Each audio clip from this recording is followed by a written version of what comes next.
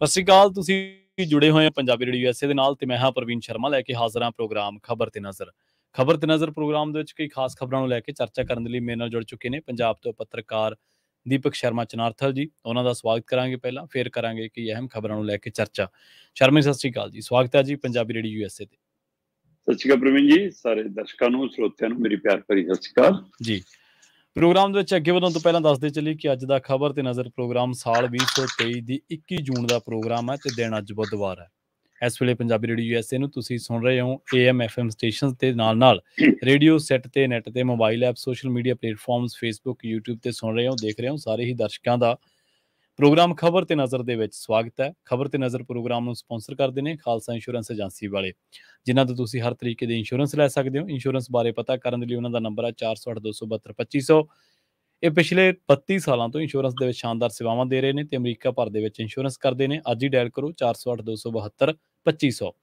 ਟਰਕੀਅਨ immigration ਲਾ firm ਵਾਲੇ ਜੇ ਟਰਕੀਅਨ ਅਟਾਰਨੀ ਟਰਕੀਅਨ ਦੇ ਨਾਲ ਤੁਸੀਂ US ਇਮੀਗ੍ਰੇਸ਼ਨ ਬਾਬਤ ਕੋਈ ਵੀ ਸਲਾਹ ਕਰਨੀ ਹੋ, ਕੋਈ ਵੀ ਸਵਾਲ ਪੁੱਛਣਾ ਤੇ ਇਹਨਾਂ ਦਾ ਨੰਬਰ ਹੈ 4159090503। ਗੁਰਦੀਪ ਸਿੰਘ ਬਿਰਦੀ ਕਲੋਵੀ, ਸਤਨਾਮ ਸਿੰਘ ਸ਼ੇਰਗਿੱਲ ਸਿਲਮਾ, ਵਿਸਲਾ family Fresno, Mandeep Singh San Jose, Manjit Singh San Jose. ਇਹਨਾਂ ਸਾਰੇ ਹੀ ਸਪਾਂਸਰ ਦਾ ਬਹੁਤ ਬਹੁਤ ਧੰਨਵਾਦ। ਤੇ ਜੇਕਰ ਤੁਸੀਂ ਵੀ ਪੰਜਾਬੀ ਰੇਡੀਓ ਯੂਐਸਏ ਦੇ ਇਹਨਾਂ ਪ੍ਰੋਗਰਾਮਾਂ ਨੂੰ ਸਪਾਂਸਰ ਕਰਨਾ ਚਾਹੁੰਦੇ ਹੋ ਤਾਂ ਸਟੂਡੀਓ ਦਾ ਨੰਬਰ ਹੈ 408-272-5200। ਸ਼ਰਮਾ ਜੀ, ਖਬਰਾਂ ਦੇ ਵੱਲ ਆਈਏ ਤੇ ਸ਼ੁਰੂਆਤ ਕਰੀਏ ਕੋਠੀ ਵਿਵਾਦ ਤੋਂ। ਕਹਿੰਦੇ ਮਾਣੂ ਕਿ ਕੋਠੀ ਵਿਵਾਦ ਦੇ ਵਿੱਚ NRI ਚਾਬੀਆਂ ਦਾ ਮੋਰਚਾ ਫਤਿਹ ਹੋ ਗਿਆ, ਪਰ ਨਾਲ ਲੋਕ ਸਵਾਲ ਵੀ ਚੁੱਕ ਰਹੇ ਨੇ ਵੀ ਮੋਰਚਾ ਤਾਂ ਚਲੋ ਲੋਕਾਂ ਦੇ ਸੰਘਰਸ਼ ਨੇ ਫਤਿਹ ਕਰ ਲਿਆ, ਪਰ ਜਿਹੜੇ ਲੋਕਾਂ ਨੇ ਇਹਨੂੰ ਕਬਜ਼ਾਉਣ ਦਾ, ਨੱਪਣ ਦਾ ਯਤਨ ਕੀਤਾ ਸੀ, ਉਹਨਾਂ ਤੇ ਕਾਰਵਾਈ ਕਦੋਂ ਹੋਊਗੀ ਜੀ? ਬਿਲਕੁਲ ਜੀ ਪ੍ਰਵੀਨ ਜੀ, ਕੱਲ ਦੇਰ ਸ਼ਾਮ ਨੂੰ ਕਹਿ ਲਈਏ ਜਾਂ ਰਾਤ ਢਲਦਿਆਂ ਕਹਿ ਦਈਏ ਕਿ ਮੋਰਚਾ ਫਤਿਹ ਹੋਣ ਦੀ ਖਬਰ ਆ ਗਈ ਜੀ। ਅਸਲ 'ਚ ਜਿੱਦਣ ਤੋਂ ਜਗਰਾਉਂ ਦਾ ਹੀਰਾ ਬਾਗ ਕਲੋਨੀ, ਉਹ ਇਲਾਕਾ ਚਰਚਾ 'ਚ ਆਇਆ ਸੀਗਾ ਕਿ ਹਾਂ ਭਾਈ ਉੱਥੇ ਜਗਰਾਉਂ ਦੀ MLA ਬੀਬੀ ਮਾਣੂਕੇ ਦਾ ਦਫ਼ਤਰ ਹੈ ਜੀ ਉਸ ਕੋਠੀ ਦੇ ਵਿੱਚ, ਤੇ ਉਹ ਦਫ਼ਤਰ ਦੇ ਨਾਲ ਉਹ ਕੋਠੀ ਚਰਚਾ 'ਚ ਆ ਗਈ ਭਾਈ ਕਿ ਕੋਠੀ ਤਾਂ NRI ਜਾਂਦੀ ਆ ਤੇ ਉਹਦੇ ਪਰ ਕਬਜ਼ਾ ਹੈ ਜੀ। ਤੇ ਪਰ ਇਸ ਮਾਮਲੇ ਦੇ ਵਿੱਚ ਇੱਕ ਹੋਰ ਪਹਿਲੂ ਚਰਚਾ 'ਚ ਆਉਣ ਲੱਗ ਪਿਆ ਕਿ ਇਹ ਇੱਕ ਗਰੋਹ ਕੰਮ ਕਰਦਾ ਹੈ ਪੰਜਾਬ ਦੇ ਵਿੱਚ। ਠੀਕ ਹੈ।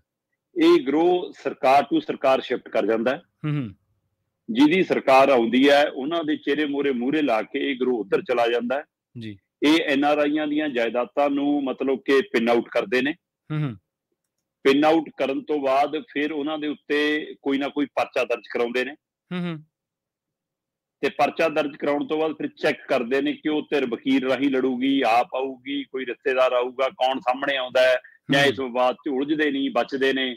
ਫਿਰ ਜਦੋਂ ਦੇਖਦੇ ਨੇ ਕਿ ਹਾਂ ਉਹਨਾਂ 'ਚ ਹਿੰਮਤ ਨਹੀਂ ਆਉਣ ਦੀ, ਸਾਹਮਣੇ ਕੁਛ ਨਹੀਂ, ਜਾਂ ਲੜਨਾ ਨਹੀਂ ਚਾਹੁੰਦੇ ਜਾਂ ਕੇਸ ਨਹੀਂ ਪੈਣਾ ਚਾਹੁੰਦੇ, ਫਿਰ ਉਹਨਾਂ ਦੇ ਜ਼ਮੀਨਾਂ ਦੇ ਕਾਗਜ਼ ਤਿਆਰ ਕਰਕੇ ਜਾਂ ਉਹਨਾਂ ਦੀਆਂ ਕੋਠੀਆਂ ਪਲਾਟਾਂ ਦੇ ਕਾਗਜ਼ ਤਿਆਰ ਕਰਕੇ ਕਬਜ਼ਾਏ ਜਾਂਦੇ। ਪੰਜਾਬ ਦੇ ਵਿੱਚ NRI ਦੋ ਪਹਿਲੂਆਂ ਤੋਂ ਫਿਕਰਮੰਦ ਹੁੰਦਾ। ਠੀਕ ਹੈ ਜੀ। ਇੱਕ ਉਹਦਾ ਫਿਕਰ ਹੈਗਾ ਜੀ ਕਿ ਜਦੋਂ ਇੱਥੇ ਆਇਆ ਹੁੰਦਾ ਤਦ ਉਸ ਨੂੰ ਡਰ ਹੁੰਦਾ ਹੈ ਕਿ ਮੇਰਾ ਮਹੱਲੇ ਵਾਲਾ, ਮੇਰਾ ਕੋਈ ਰਿਸ਼ਤੇਦਾਰ, ਕੋਈ ਸ਼ਰੀਕ ਜਿਹਦੇ ਨਾਲ ਜਵਾਕ ਹੁੰਦਿਆਂ ਲੱਗਦੀ ਸੀ ਜਾਂ ਜ਼ਮੀਨ ਜਾਇਦਾਦ ਦੀ ਵੰਡ ਹੈ ਜਿਹਨੂੰ ਹਾਲੇ ਪਟਾਈ ਤੇ ਦਿੱਤੀ ਸੀ, ਉਹਦੇ ਨਾਲ ਜਿਹੜਾ ਕੋਈ ਲੈਣ ਦੇਣ ਦਾ ਪੰਗਾ ਚੱਲਦਾ, ਉਹ ਨਾ ਕਿਤੇ ਝਗੜ ਪਵੇ ਮੇਰੇ ਨਾਲ, ਉਹਦੇ ਨਾਲ ਕੋਈ 2-3 ਨਾ ਹੋ ਜਾਵੇ ਤੇ ਥਾਣੇ ਨਾ ਜਾਣਾ ਪੈ ਜਾਵੇ, ਲੈ ਵੀ ਇਹੀ ਕਹਿਣ ਪਾਸਪੋਰਟ ਜਮ੍ਹਾਂ ਕਰਾਓ ਜੀ, ਫਲਾਣਾ ਕਰਾਓ ਜੀ, ਹੈ ਨਾ। NRI ਇਹ ਨਾ ਵਿਵਾਦਾਂ ਤੋਂ ਡਰਦਾ। ਪਰ ਇਹ ਉਹ ਮਸਲਾ ਹੈ ਜਿਹਦੇ ਵਿੱਚ ਸਿੱਧੀਆਂ ਦੋ ਧਿਰਾਂ ਦੀ ਲੜਾਈ ਹੈ ਕਿ ਕੋਈ ਨਾ 57 ਹੋ ਜੂ, ਦੋਵਾਂ ਤੇ ਹੋ ਜਾਵੇ, ਆਪਾਂ ਅਗਲਾ ਪੰਗਾ ਲੈ ਲੈਂਦਾ ਕਿ ਲੈ ਲੈਂਦੇ NRI ਨਾਲ। ਪਰ ਜਿਹੜਾ ਦੂਜਾ ਪੰਗਾ ਹੈ ਕਿ ਮਤਲਬ ਕਿ ਤੁਹਾਡੇ ਤੇ ਪਰਚਾ ਦਰਜ ਹੋ ਗਿਆ, ਤੁਸੀਂ ਉੱਥੇ ਹੈ ਵੀ ਨਹੀਂ, ਤੁਹਾਡੇ ਤੇ ਕਿਸੇ ਤਰ੍ਹਾਂ ਦਾ ਵੀ ਕੋਈ ਦੋਸ਼ ਲਾ ਕੇ ਪਰਚਾ ਦਰਜ ਕਰ ਲਿਆ ਤੇ ਜਦੋਂ ਤੁਸੀਂ ਵਿਦੇਸ਼ ਤੋਂ ਪਰਸੋਂ ਦਾ ਆਉਂਦੇ ਉਹਨੂੰ ਤੁਹਾਨੂੰ ਤੰਗ ਕੀਤਾ ਜਾਵੇ ਜਾਂ ਤੁਹਾਨੂੰ ਕਿਹਾ ਜਾਵੇ ਕਿ ਆਜੋ ਜੀ ਤੁਹਾਡੇ ਇਸ ਮਾਮਲੇ ਸੁਣਵਾਈ ਹੈ, ਵਿਦੇਸ਼ ਤੋਂ ਆਓ ਚਾਹੇ, ਹੈ ਨਾ। ਹਾਂ ਬਿਲਕੁਲ। ਉਹ ਜਿਹੜਾ ਪਰਚਾ ਦਰਜ ਹੁੰਦਾ ਹੈ ਉਹ ਅਪਰੋਚ ਤੋਂ ਬਿਨਾਂ, ਪਹੁੰਚ ਤੋਂ ਬਿਨਾਂ ਨਹੀਂ ਹੋ ਸਕਦਾ। ਉਹਦੇ ਲਈ ਤੁਹਾਨੂੰ ਥਾਣੇ ਕਚਹਿਰੀ, ਤਹਿਸੀਲਦਾਰ, MLA, ਮੰਤਰੀ ਸੰਤਰੀ, ਸਰਕਾਰ, ਸਿਆਸਤ, ਪੁਲਿਸ, ਉਹਨਾਂ ਤੱਕ ਅਪਰੋਚ ਚਾਹੀਦੀ ਹੈ। ਬਿਲਕੁਲ ਚਾਹੀਦੀ ਹੈ। ਤੇ ਜੇ ਉਹ ਅਪਰੋਚ ਨਾਲ ਹੁੰਦਾ ਤਾਂ ਉਹ ਅਪਰੋਚ ਵਾਲੇ ਬੰਦਿਆਂ ਨੂੰ ਵੀ ਕੋਈ ਦਾਣਾ ਪਾਇਆ ਜਾਂਦਾ ਕਿ ਜਨਾਬ ਚਾਹੇ ਤਾਂ ਸਿੱਧਾ ਹੀ ਇੰਨੇ ਕਰੋੜ ਦੀ ਜਾਇਦਾਦ ਹੈ, ਇਹ 'ਚੋਂ ਹਿੱਸਾ ਲੈ ਲਿਓ, ਜਾਂ ਇਹ 'ਚ ਸਾਡੇ ਨਾਲ ਬਰਾਬਰ ਭਾਗੀਦਾਰ ਬਣ ਜਾਓ, ਬਾਅਦ 'ਚ ਬਰਾਬਰ ਵੰਡ ਲਾਂਗੇ। ਸੋ ਉਹਦੇ ਲਈ ਸਮੇਂ ਦੀਆਂ ਸਰਕਾਰਾਂ ਉਸ ਸਮੇਂ ਦੀ ਸਿਆਸਤਦਾਨਾਂ ਦੇ ਉੱਤੇ ਉਂਗਲ ਉੱਠਦੀ ਰਹੀ ਆ ਕਿ NRIਆਂ ਨਾਲ ਆਹ ਧੋਖਾ, ਇਹਨਾਂ ਦੇ ਨਾਲ ਧੋਖਾ, ਇਸ ਲੀਡਰ ਦੀ ਸ਼ਹਿ ਤੇ। ਉਸੇ ਤਰ੍ਹਾਂ ਦਾ ਵਰਤਾਰਾ ਹੁਣ ਵਾਪਰਿਆ ਤੇ ਹੁਣ ਵਰਤਾਰਾ ਵਾਪਰਿਆ ਤਾਂ ਉਹ ਕਰਮ ਸਿੰਘ ਜਿਹੜਾ ਆਪਣੇ ਆਪ ਨੂੰ ਵਕੀਲ ਵੀ ਦੱਸਦਾ ਸੀ, ਜਿਹੜਾ ਆਪਣੇ ਆਪ ਨੂੰ ਰਿਟਾਇਰਡ ਬੈਂਕ ਅਧਿਕਾਰੀ ਵੀ ਦੱਸਦਾ ਸੀ, ਉਹ ਕਿਵੇਂ ਖਤਾ ਖਾ ਗਿਆ ਜੀ ਫਿਰ? ਸਹੀ ਹੈ, ਬਿਲਕੁਲ। ਵਕੀਲ ਹੁੰਦਿਆਂ ਵੀ ਤੇ ਬੈਂਕ ਅਧਿਕਾਰੀ ਹੁੰਦਿਆਂ ਵੀ, ਉਹ ਧੋਖੇ ਦਾ ਸ਼ਿਕਾਰ ਕਿਵੇਂ ਹੋ ਗਿਆ? ਤੇ ਉਹਨੇ ਜਦੋਂ ਦੇਖਿਆ ਕਿ ਬੀਬੀ ਮਾਣੂਕੇ ਇਹਦੇ ਵਿੱਚ ਫਸ ਰਹੀ ਹੈ ਤੇ ਉਹ ਬੀਬੀ ਮਾਣੂਕੇ ਦਾ ਖਾਸ ਸੀ, ਤੇ ਬੀਬੀ ਮਾਣੂਕੇ ਉਸੇ ਨੂੰ ਚਾਬੀਆਂ ਦੇ ਕੇ ਕਹਿੰਦੀ ਦੋ ਜੀ ਮੈਂ ਤਾਂ ਚਾਬੀਆਂ ਸੌਂਪਤੀਆਂ। ਭਾਈ ਬੀਬੀ ਤੂੰ MLA ਆ ਜੀ, ਸਹੀ ਹੈ, ਤੂੰ ਉਸ ਹਲਕੇ ਦੀ ਮੁਖੀ ਹੈ, ਤੂੰ ਉਸ ਹਲਕੇ ਤੋਂ ਨੁਮਾਇੰਦਗੀ ਕਰਦੀ ਹੈ, ਪੰਜਾਬ ਦੇ 117 ਮੋਹਰੀ ਬੰਦਿਆਂ ਚੋਂ ਇੱਕ ਹੈ। ਤੂੰ ਕਹਿ ਕੇ ਚਾਬੀਆਂ ਤਾਂ ਮੇਰੇ ਕੋਲ ਨੇ, ਮੈਂ ਅਸਲੀ ਨੂੰ ਸੌਂਪੂਗੀ, ਆ ਜਾ ਕਰਮ ਸਿੰਘ, ਆ ਜਾ ਅਸ਼ੋਕ ਕੁਮਾਰ, ਆ ਜਾਓ NRI ਪਰਿਵਾਰੋ, ਆ ਜਾਓ। ਬਿਠਾਉਂਦੀ ਕਿ ਠੀਕ ਹੈ ਜੇ ਮੇਰੇ ਤੋਂ ਵੀ ਕੋਈ ਗਲਤੀ ਹੋਈ ਆ ਤਾਂ ਵੀ ਕੋਈ ਨਾ, ਪਰ ਮੈਂ ਤਾਂ ਕਿਰਾਏ ਤੇ ਲਿਆ ਸੀ, ਇਹਨਾਂ ਨੇ ਧੋਖਾਧੜੀ ਕੀਤੀ, ਹੁਣ ਇਹਨਾਂ ਨੂੰ ਕਰਾਉਂ ਅੰਦਰ ਤੇ ਚਾਬੀਆਂ ਦਊਂ ਤੁਹਾਨੂੰ। ਸਹੀ ਹੈ, ਬਿਲਕੁਲ। ਤੁਸੀਂ NRI ਪਰਿਵਾਰ, ਮੇਰੀਆਂ ਧੀਆਂ ਭੈਣਾਂ ਆਈਆਂ, ਮੇਰੀ ਸਤਿਕਾਰਤ ਬੀਬੀ ਆਈ ਆ, ਬੱਚੀ ਆਈ ਆ, ਮੈਂ ਇਹਨਾਂ ਦੀ ਗੱਲ ਵੀ ਸੁਣੂ, ਜੇ ਝੂਠੇ ਹੋਏ ਤਾਂ ਇਹਨਾਂ ਤੇ ਕਾਰਵਾਈ ਕਰੂੰ, ਜੇ ਕਰਮ ਸਿਆ ਤੂੰ ਤੇ ਤੇਰਾ ਅਸ਼ੋਕ ਕੁਮਾਰ ਕੰਮੂ ਝੂਠਾ ਹੋਇਆ ਤਾਂ ਇਹਨਾਂ ਨੂੰ ਉੱਧਰ ਅੰਦਰ ਦਊਂ ਤੇ ਇਹਨਾਂ ਨੂੰ ਕੋਠੀ ਦੇ ਅੰਦਰ ਭੇਜੂ ਜੀ, ਤੇ ਕਰਦੀ ਨਾ ਪਹਿਲ ਕਦਮੀ। ਸਹੀ, ਬਿਲਕੁਲ। ਤੇ ਕਰਮ ਸਿੰਘ ਨੂੰ ਚਾਬੀਆਂ ਸੌਂਪਣ ਦਾ ਕੀ ਮਤਲਬ ਸੀ ਜੀ? ਕਹਿੰਦੀ ਮੇਰਾ ਤਾਂ ਇਹਦੇ ਨਾਲ ਸਮਝੌਤਾ ਹੋਇਆ, ਮੈਂ ਜੀ ਤੋਂ ਲਈ ਸੀ, ਮੈਂ ਉਹਨੂੰ ਦੇਤੀ, ਮੇਰਾ ਮਾਮਲਾ ਖਤਮ। ਅੱਛਾ। ਤੇ ਇਹ ਕਰਮ ਸਿੰਘ ਪੂਰੇ ਚੋਣਾਂ ਦੇ ਵਿੱਚ, ਪੂਰੀ ਕਾਰਵਾਈ ਦੇ ਵਿੱਚ ਪਿਛਲੇ 10 ਸਾਲਾਂ ਤੋਂ ਕਿਹਦੇ ਮਗਰ ਫਿਰਦਾ ਸੀ? ਸਾਰਿਆਂ ਨੂੰ ਵੀਡੀਓ, ਫੋਟੋਆਂ, ਤਸਵੀਰਾਂ ਸਾਰੀਆਂ ਦਿਖੀ ਜਾਂਦੀਆਂ। ਤੇ ਇਸ ਲਈ ਲੋਕ ਤਾਂ ਕਹਿਣਗੇ ਚਾਹੇ ਤੁਹਾਡੀ ਮਨਸ਼ਾ ਨਾ ਵੀ ਹੋਵੇ ਕਬਜ਼ੇ ਦੀ ਜੀ, ਅਗਲੇ ਕਹਿਣਗੇ ਜੇ ਤੁਹਾਡੇ ਸਿਰ ਤੇ ਹੋਇਆ। ਇੱਕ ਪੰਜਾਬ ਦਾ ਸਿਹਤ ਮੰਤਰੀ, ਰਾਜ ਸਿਹਤ ਮੰਤਰੀ ਰਿਹਾ ਡਾਕਟਰ ਰਮੇਸ਼ ਦੱਤ ਸ਼ਰਮਾ, ਠੀਕ ਹੈ ਜੀ। ਚੋਣਾਂ ਦੇ ਦਿਨਾਂ ਤੋਂ ਪਹਿਲਾਂ ਜੇ ਕੋਡ ਆਫ ਕੰਡਕਟ ਨਹੀਂ ਲੱਗਿਆ ਸੀ ਕਿ ਉਹ ਆਪਣੇ ਹਲਕਿਆਂ 'ਚ ਵਿਚਰ ਰਿਹਾ ਸੀ, ਇੱਕ ਯੂਨੀਅਨ ਦਾ ਪ੍ਰਧਾਨ ਆਇਆ ਤੇ ਇੱਕ ਜਥੇਬੰਦੀ ਦਾ ਨੁਮਾਇੰਦਾ ਲਿਆਇਆ, ਕਹਿੰਦਾ ਜੀ ਆ ਠੇਕੇਦਾਰ ਆ, ਇਹਨੂੰ ਅਸ਼ੀਰਵਾਦ ਦੇ ਦਿਓ। ਜਨਤਕ ਸਮਾਗਮ ਦੇ ਵਿੱਚ ਮੀਡੀਆ ਵੀ ਬੈਠਾ, ਅਸੀਂ ਵੀ ਬੈਠੇ ਆ ਪੱਤਰਕਾਰ ਜੀ। ਉਹਨੂੰ ਮੰਤਰੀ ਨੂੰ ਕਹਿੰਦਾ ਜੀ ਇਹਨੂੰ ਅਸ਼ੀਰਵਾਦ ਦੇ ਦਿਓ। ਉਹਨੂੰ ਕਹਿੰਦਾ ਮੰਤਰੀ, ਕਹਿੰਦਾ ਹਾਂ ਵੀ ਤੇਰਾ ਕੋਈ ਕੰਮ ਹੈ? ਉਹ ਕਹਿੰਦਾ ਨਾ ਜੀ। ਤੇਰਾ ਕੋਈ ਮਸਲਾ ਅੜਿਆ? ਕਹਿੰਦਾ ਨਾ ਜੀ। ਕਹਿੰਦਾ ਜੇ ਕੋਈ ਕੰਮ ਨਹੀਂ, ਕੋਈ ਮਸਲਾ ਨਹੀਂ, ਫਿਰ ਅਸ਼ੀਰਵਾਦ ਕਾਹਦਾ? ਕਹਿੰਦਾ ਇਹਨੇ ਕਹਿਣਾ ਕਿ ਦੇਖ ਤੇ ਤੂੰ ਮੰਤਰੀ ਤੋਂ ਅਸ਼ੀਰਵਾਦ ਦਵਾਤਾ, ਬਾਹਰ ਮੇਰੇ ਨਾਂ ਤੇ ਜਾ ਕੇ ਪੈਸੇ ਲੈ ਲੈਣੇ ਇਹਨੇ, ਕਹਿੰਦਾ ਜਿੱਤੋਂ। ਕਹਿੰਦਾ ਜੇ ਗੱਲ ਆ ਕੋਈ ਸਿੱਧੀ ਦੱਸ ਮੈਨੂੰ। ਸੋ ਇਸ ਲਈ ਇਹਦਾ ਮਤਲਬ ਬੀਬੀ ਮਾਣੂਕੇ ਦੱਸਦੀ ਫਿਰ ਇਹਦੇ ਵਿੱਚ ਨਹੀਂ ਆ ਤਾਂ ਬੀਬੀ ਕਹਿੰਦੀ ਕਿ ਭਾਈ ਮੈਂ ਕਿਉਂ ਚਾਬੀਆਂ ਇਹਨੂੰ ਸੌਂਪਾਂ, ਮੈਂ ਤਾਂ ਮਾਮਲਾ ਹੁਣ ਪੁਲਿਸ ਨੂੰ ਬੁਲਾ ਕੇ ਨਿਬੇੜੂੰਗੀ। ਤੇ ਬੀਬੀ ਮਾਣੂਕੇ ਬਚਣ ਦੀ ਕੋਸ਼ਿਸ਼ ਕਰਦੀ ਗਈ ਤੇ ਇੱਧਰ ਕਰਮ ਸਿੰਘ ਆਪਣੇ ਆਪ ਨੂੰ ਪੀੜਤ ਦਿਖਾਉਣ ਦੇ ਲਈ ਅਸ਼ੋਕ ਕੁਮਾਰ ਦੇ ਖਿਲਾਫ FIR ਦਰਜ ਕਰਾਉਣ ਚਲੇ ਗਏ। ਤੇ 1:30 ਵਜੇ ਪੰਜਾਬ ਪੁਲਿਸ ਕਿਹੜੀ ਜਾ ਕੇ FIR ਦਰਜ ਕਰਦੀ ਹੈ ਮੈਨੂੰ ਦੱਸ ਦਿਓ ਜਨਾਬ। ਹਾਂ ਬਿਲਕੁਲ। ਤੇ ਇਹ ਵੀ ਕਿਸੇ ਹੁਕਮ ਤੇ ਹੀ ਹੋਇਆ ਨਾ ਫਿਰ। ਚਲੋ ਦਰਜ ਹੋ ਕੇ ਉਹ ਆਪਣੇ ਆਪ ਨੂੰ ਪੀੜਤ ਦਿਖਾਉਣ ਲੱਗਾ ਕਿ ਮੇਰੇ ਨਾਲ ਤਾਂ ਲੁੱਟ ਹੋ ਗਈ ਜੀ, 12,36,000 ਜੇ ਉਹ ਜੀ, ਹੈ ਨਾ। ਤੇ ਪਰ ਪੰਜਾਬ ਦਾ ਮੀਡੀਆ, ਕੁਛ ਮੀਡੀਆ, ਪੰਜਾਬ ਦੀਆਂ ਜਥੇਬੰਦੀਆਂ, ਕਿਸਾਨ ਜਥੇਬੰਦੀਆਂ ਜੀ, ਸਮਾਜਿਕ ਧਿਰਾਂ, ਉਸ ਇਲਾਕੇ ਦੇ ਕੁਝ ਸੂਝਵਾਨ ਨੁਮਾਇੰਦੇ, ਵੱਖੋ-ਵੱਖ ਪਾਰਟੀਆਂ, ਵੱਖ-ਵੱਖ ਸੰਗਠਨਾਂ ਦੇ, ਤੇ ਉਹਦੇ ਨਾਲ ਪੁਲਿਸ ਦੇ ਵਿੱਚੋਂ ਕੁਝ ਚੰਗੇ ਲੋਕ, ਇਹ ਸਾਰੀਆਂ ਧਿਰਾਂ ਨੇ ਪਹਿਰੇਦਾਰੀ ਕੀਤੀ ਤੇ ਰਾਜਨੀਤਿਕ ਪਾਰਟੀਆਂ ਨੇ ਮੌਜੂਦਾ ਸੱਤਾਧਾਰੀ ਧਿਰ ਨੂੰ ਘੇਰਨ ਦੇ ਲਈ ਉਸ ਪਰਿਵਾਰ ਨਾਲ ਖੜਨਾ ਮੰਨਿਆ। ਉਹਨਾਂ ਦੀ ਆਪਣੀ ਰਾਜਨੀਤੀ ਸੀ, ਚਾਹੇ ਅਕਾਲੀ ਆਏ, ਚਾਹੇ ਕਾਂਗਰਸੀ ਆਏ, ਚਾਹੇ ਖਹਿਰਾ ਖੜਿਆ ਤੇ ਚਾਹੇ ਕੋਈ ਹੋਰ ਖੜਿਆ, ਉਹ ਰਾਜਨੀਤੀ ਵੀ ਨਾਲ ਕਰ ਰਹੇ ਸੀ ਪਰ ਉਹ ਪਹਿਰੇਦਾਰੀ ਵੀ ਕਰ ਗਏ ਇਸ ਚੱਕਰ। ਇਹ ਸਾਰੇ ਦਬਾਅ ਦਾ ਨਤੀਜਾ ਸੀ ਕਿ ਕੱਲ ਬੰਦ ਕਮਰੇ 'ਚ SSP ਨੇ ਬਿਠਾ ਕੇ ਬੈਠਕ ਕੀਤੀ। ਠੀਕ ਹੈ। ਮੀਟਿੰਗ ਦੇ ਵਿੱਚ ਤਲਖੀ ਵੀ ਹੋਈ, ਤੂੰ ਮੈਂ ਵੀ ਹੋਈ, ਗਰਮਾ ਗਰਮੀ ਵੀ ਹੋਈ ਤੇ ਆਖਰ ਹੱਥ ਬੰਨ ਕੇ ਕਰਮ ਸਿੰਘ ਨੇ ਮਾਫੀ ਮੰਗ ਕੇ ਚਾਬੀਆਂ ਫੜਾਤੀਆਂ। ਤੇ ਉਹ ਚਾਬੀਆਂ ਫਿਰ ਪੁਲਿਸ ਅਧਿਕਾਰੀ ਨੇ ਉਸ ਬੀਬੀ ਨੂੰ ਤੇ ਉਹਦੀ ਨੂੰਹ ਨੂੰ ਸੌਂਪੀਆਂ ਜੀ। ਤੇ ਉਹਨਾਂ ਨੇ ਸਾਰਿਆਂ ਦਾ ਸਾਥ ਦੇਣ ਵਾਲਿਆਂ ਦਾ, ਜਿਸ ਵੀ ਰੂਪ 'ਚ ਜਿਹਨੇ ਵੀ ਸਾਥ ਦਿੱਤਾ, ਉਹਨਾਂ ਦਾ ਵੀ ਧੰਨਵਾਦ ਕੀਤਾ। ਤੇ ਮੁੱਖ ਮੰਤਰੀ ਭਗਵੰਤ ਮਾਨ ਤੋਂ ਆਸ ਵੀ ਪ੍ਰਗਟਾਈ ਕਿ ਸਾਨੂੰ ਇਨਸਾਫ ਅਜੇ ਅਧੂਰਾ ਮਿਲਿਆ। ਮਾਨ ਸਾਹਿਬ ਤੋਂ ਉਮੀਦ ਹੈ ਕਿ ਜਿਹੜਾ ਨੇ ਇਹ ਧੋਖਾਧੜੀ ਕਰਨ ਦੀ ਕੋਸ਼ਿਸ਼ ਕੀਤੀ ਉਹ ਬਖਸ਼ੇ ਨਹੀਂ ਜਾਣਗੇ, ਚਾਹੇ ਉਹ ਕੁਰਸੀਆਂ ਵਾਲੇ ਹੋਣ, ਚਾਹੇ ਉਹ ਕਾਲੇ ਕੋਟ ਵਾਲੇ ਹੋਣ, ਚਾਹੇ ਉਹ ਆਪਣੇ ਆਪ ਨੂੰ ਵਕੀਲ ਦੱਸਦੇ ਨੇ, ਚਾਹੇ ਉਹ ਆਪਣੇ ਆਪ ਨੂੰ ਰਿਟਾਇਰਡ ਅਧਿਕਾਰੀ ਦੱਸਦੇ ਨੇ, ਚਾਹੇ ਉਹ MLA ਦੱਸਦੀ ਹੈ, ਚਾਹੇ ਉਹ ਕਹਿੰਦੀ ਸੀ ਪੁਲਿਸ ਸਾਡੀ ਹੈ। ਕਿ ਕਾਰਵਾਈ ਕਰਿਓ ਹੁਣ ਤਾਂ ਮੰਨਾਂਗੇ ਕਿ ਘੱਟੋ ਘੱਟ ਇਹ ਇੱਕ ਚੀਟਿੰਗ ਦਾ ਮਾਮਲਾ ਹੈ, ਇਹ ਇੱਕ ਗੁਨਾਹ ਹੋਇਆ ਜੀ। ਸੋ ਇਸ ਲਈ ਉਹਦੀ ਗੁਨਾਹਗਾਰਾਂ ਨੂੰ ਸਜ਼ਾ ਤਾਂ ਮਿਲੇ। ਸਮਝੌਤਾ ਹੋ ਕੇ ਮਾਮਲਾ ਕਿਵੇਂ ਨਿਬੜ ਸਕਦਾ ਹੈ? ਸੋ ਇਸ ਲਈ ਕਹਿੰਦੀ ਚਾਬੀਆਂ ਮਿਲ ਗਈਆਂ, ਧੰਨਵਾਦ, ਪਰ ਅਜੇ ਕਾਰਵਾਈ ਬਾਕੀ ਹੈ, ਉਹਦੀ ਅਸੀਂ ਮੁੱਖ ਮੰਤਰੀ ਸਾਹਿਬ ਤੋਂ ਉਮੀਦ ਕਰਦੇ ਹਾਂ। ਸੋ ਦੇਖਦੇ ਹਾਂ ਵੈਸੇ ਮੁੱਖ ਮੰਤਰੀ ਸਾਹਿਬ ਕਿਵੇਂ ਕਾਰਵਾਈ ਕਰਨਗੇ। ਉਹ ਤਾਂ ਕਹਿੰਦੇ ਸੀ ਮੇਰੇ ਹੀਰੇ ਬੈਠੇ ਆ ਸਾਰੇ ਪੰਜਾਬ ਦੀ ਵਿਧਾਨ ਸਭਾ 'ਚ, ਜਿਹੜੇ ਕਹਿੰਦੀ ਇੱਧਰ 92 ਵਾਲੇ ਆ ਸਾਡੇ ਹੀਰੇ ਆ। ਤੇ ਮੈਂ ਹੈਰਾਨ ਸੀਗਾ ਕਿ ਕਮਾਲ ਹੈ ਜੀ, ਉਹਨਾਂ 'ਚ ਕਟਾਰੂ ਚੱਕ ਵੀ ਹੀਰਾ ਹੈ, ਉਹ 'ਚ ਵਿਜੇ ਸਿੰਗਲਾ ਵੀ ਹੀਰਾ ਹੈ, ਉਹ 'ਚ ਮਿੱਤਰ ਰਤਨ ਵੀ ਹੀਰਾ ਹੈ ਨਾ, ਉਹ 'ਚ ਸਰਾਰੀ ਵੀ ਹੀਰਾ ਹੈ। ਮਤਲਬ ਜੇ ਇਹੋ ਜਿਹੇ ਆਪ ਬੀਬੀ ਮਾਣੂਕੇ ਵੀ ਉੱਥੇ ਬੈਠੀ ਸੀ, ਜੇ ਇਹ ਸਾਰੇ ਹੀਰੇ ਨੇ ਫਿਰ ਇਹਨਾਂ ਦੇ ਪੱਥਰ ਰੋੜੇ ਕਿਹੋ ਜਿਹੇ ਹੋਣਗੇ, ਮੈਂ ਤਾਂ ਇਹ ਫਿਕਰ ਕਰਕੇ ਚਿੰਤਤ। ਜੀ ਬਿਲਕੁਲ ਬਿਲਕੁਲ। ਅਗਲੀ ਖਬਰ ਦੇ ਵੱਲ ਵਧੀਏ ਸ਼ਰਮਾ ਜੀ, ਤੇ ਗੱਲ ਕਰੀਏ ਰਾਜਪਾਲ ਦੀ। ਰਾਜਪਾਲ ਨੇ ਗੱਲ ਕਰਨ ਤੇ ਹੈਲੀਕਾਪਟਰ ਵਰਤਣ ਤੋਂ ਨਾ ਕਰਤੀ ਹੈ। ਕਹਿੰਦੇ ਗੱਲ ਕਰਨ ਵਾਲੀ ਗੱਲ ਨਹੀਂ ਸਮਝ ਆਈ। ਚਲੋ ਹੈਲੀਕਾਪਟਰ ਵਰਤਣ ਨਾਲ ਤਾਂ ਮੁੱਖ ਮੰਤਰੀ ਨੇ ਮਿਹਣਾ ਮਾਰਤਾ ਸੀਗਾ ਤੇ ਉਹ ਤਾਂ ਗੱਲ ਸਮਝ ਦੇ ਵਿੱਚ ਆਉਂਦੀ ਹੈ, ਪਰ ਕਹਿੰਦੇ ਗੱਲ ਕਰਨ ਤੋਂ ਵੀ ਨਾ ਕਰਤੀ। ਬਿਲਕੁਲ ਜੀ, ਰਾਜਪਾਲ ਹੋਰਾਂ ਨੇ ਕੱਲ ਬਕਾਇਦਾ ਪ੍ਰੈਸ ਕਾਨਫਰੰਸ ਕੀਤੀ। ਉਸ ਪ੍ਰੈਸ ਕਾਨਫਰੰਸ ਦੇ ਵਿੱਚ ਉਹਨਾਂ ਨੇ ਮਤਲਬ ਮੁੱਖ ਮੰਤਰੀ ਭਗਵੰਤ ਮਾਨ ਦੇ ਪ੍ਰਤੀ ਰੋਸਾ ਵੀ ਪ੍ਰਗਟਾਇਆ। ਠੀਕ ਹੈ। ਤੇ ਆਪਣੀਆਂ ਸੰਵਿਧਾਨਕ ਤਾਕਤਾਂ ਦਾ ਹਵਾਲਾ ਵੀ ਦਿੱਤਾ ਜੀ।